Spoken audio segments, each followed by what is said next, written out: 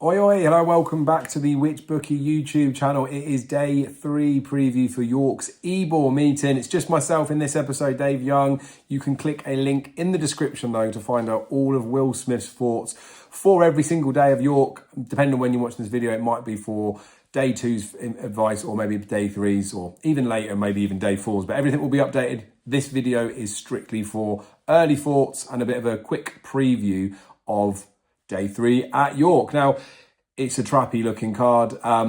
It's definitely competitive in lots of places. I'll be as quick and concise as I can with this. There's definitely a few races and a few horses that I think are of interest. We've also got one from Will in the last. He sent me a message to definitely mention a horse's name in there. So stay tuned to find out who that one is.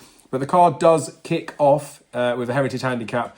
It is over 1 mile and 4 furlongs. We've got 11 runners in it. There's just lots of horses that I feel like make this a minefield of a race. You've got lots of horses that have failed to deliver previously, but on their day you would be able to make a bit of a case for them. The likes of French Duke, Zanderbad, This Song Is For You.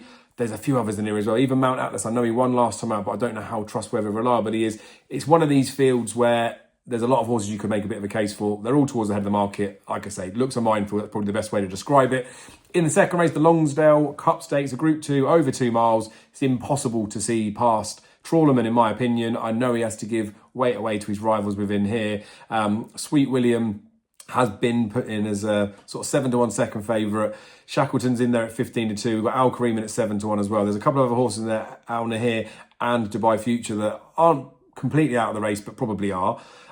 Shackleton's not being ridden by Ryan Moore. He's got first-time cheap pieces. I think he's only won once a horse, so I just don't think he's good enough to win this. Despite all the weight that he's getting, it may be an inflated, weight-adjusted rating. Sweet William has been spanked by Trawlerman. I know one of them was over 2.5 miles, which was too far, but even 2 miles on Champions Day at Ascot, he got battered by Trawlerman. I mean, this ground could help him a little bit, but I just don't see how Trawlerman gets beat. The only fly in the ointment could be Al Kareem, who's in sort of, I guess, career best form at the moment. He does like to dominate things from the front, and he does get a little bit lazy in some of his races, and this trip could stretch him out a bit. So it wouldn't be in any way, shape or form a play-in race from my perspective, although the 8-13 about Trawlerman probably isn't terrible. But yeah, there's better betting opportunities on the card, I believe. But like I say, it is a tricky card.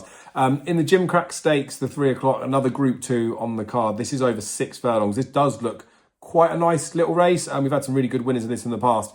Now, Do or Do Not has notched up multiple group race places, but he's still a maiden, and now the cheap pieces are reached for. So look, that might help him get over the line. And on official ratings, he is well clear of the field that are in here. But he's had lots of runs. He's entitled to be further ahead for that experience. So maybe a loose enough favourite, I would say, for all that he is respected and has got his chance. To try and find one, I guess, to go against him, Reciprocated, who is second favourite, 4-1 at the time of recording for Carl Burke and Clifford Lee.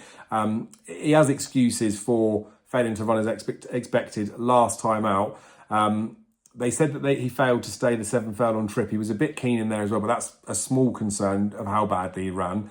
That was a listed race though, and the horses in there of figures were about the same as these, but this would be a better class race as far as I'm concerned. And over 6 furlongs, they should go quick enough for him. So of the pair of those, I'd much prefer Reciprocated over Do or Do Not. There's a bigger price discrepancy between them than I'd have. 7-4 Do or Do Not, 4-1 Reciprocated. I'd peel them much closer together, probably not far off of 11-4 the pair. So there is a bit of value, I think, with Reciprocated, but again, there could be better betting opportunities across the card. So check out the column to find out what the final thoughts are on that particular race.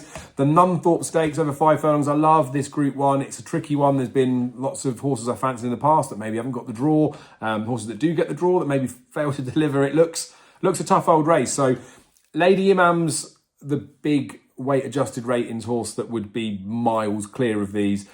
Good to Firm Ground maybe begs a small part of the question, and only 1 2-year-olds won this race going back to 1997, I think I've looked.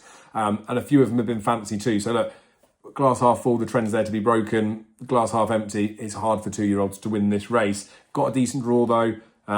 You know, the horse has obviously got a clear chance within that race. Joe Fannin takes the ride. Ryan Moore rode him last time, so ride her, sorry. So there's a bit of a difference in there. But yeah, look, she's got a chance. She's priced where she's supposed to be. That's fine. As for as a horse that I'm a big fan of, Connections just keeps saying that she's been geared for this race, that she's flying into this. You know, she's got every chance. She's got a good draw in there as well. She's of obvious interest, but again, 13-2, she's about priced where she should be. She is a 7-year-old as well, which age isn't going to stop them. But you know, there could be improvers that are going past. One of those improvers that I think is Arizona Blaze. Now, drawn in 9 of 17, which isn't enough to be a deal breaker, but you would prefer to be in the lower half of the draw. And he's absolutely a 5 furlong horse. Landed the Sapphire Stakes last time out, which I thought was good. His prior win before that was over 5.5 furlongs. That was a Group 3. But at the end of last season, he was only beaten half a length in a Group 1, again over 5 furlongs on firm ground. Like, this is his trip. He's had lots of racing this season. I think he's ripe to be the most likely winner of this race. He does need to go and get things potentially not his own way, but he needs to get on the front end. Like I said, that middle draw means that there could be horses crowding around him. If he was on a wing, he might get things a bit easier. But as it sits at the moment, there's definitely a few horses with chances, but Arizona Blaze is one that I'm interested in. Talked about Ryan Moore not riding Lady Imam.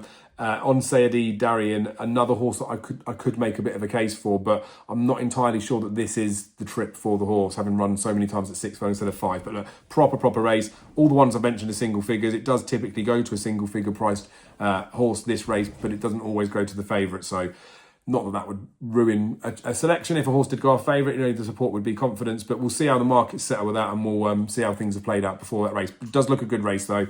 The few races that close out the card are a bit trickier. The Fillies Handicap, I wouldn't have an early interest in there. The Maiden Stakes is a bit of a trappy one. There's a few horses that would be on my radar, but there's not that much experience on show. Inish Beg's a horse that's interesting. Priced in as 5-1, hasn't even raced yet. Naval Light's been a bit disappointing, but, you know, is respected. New Monarch looks like a real nice type. Benny Nahar looks like a nice type. There's loads of good horses in it, so watch him brief that race for me. The Sky Bet Mile Heritage Handicap of the last. Now, this is the race where Will wanted me to mention Montpellier. Ryan Moore riding for James Ferguson. 5-1 at the time of recording. 4th last time out. Running a race where a couple of these have come from as well. He likes the case of that one, so you'd have to check the website to find out the full reasoning behind that. Taroom was a horse that was on my radar. Just put a line through the last 2 runs at Ascot. There are horses that don't like Ascot. There are horses I'll forgive for a run at Ascot. He doesn't like Ascot. So I'd go back to his earlier form. I guess more conventional tracks. I know York might be different to some other places that there can be biases, but it's much more like the Haydock that he ran at before as far as I'm concerned. So I think Taroom at 10-1 could be overpriced if bouncing back. But again, check out the link in the description for the whichbookie.co.uk link where we got our daily tips. You can find out our reasoning and everything behind there. Tricky, hard day, I think, on the Friday, but there could be some betting opportunities. And we'll be back with both myself and Will for Saturday's day 4 preview of this York Festival. Now, if you're already subscribed to the channel, we really appreciate support, so thank you for doing that. Drop a like on the video. If you're not subscribed, you can do and you want to, please do subscribe because it does help us out. And as I always say, if you've got any help for us for Friday with what you fancy, drop a comment below with your best bet. We will see you again tomorrow.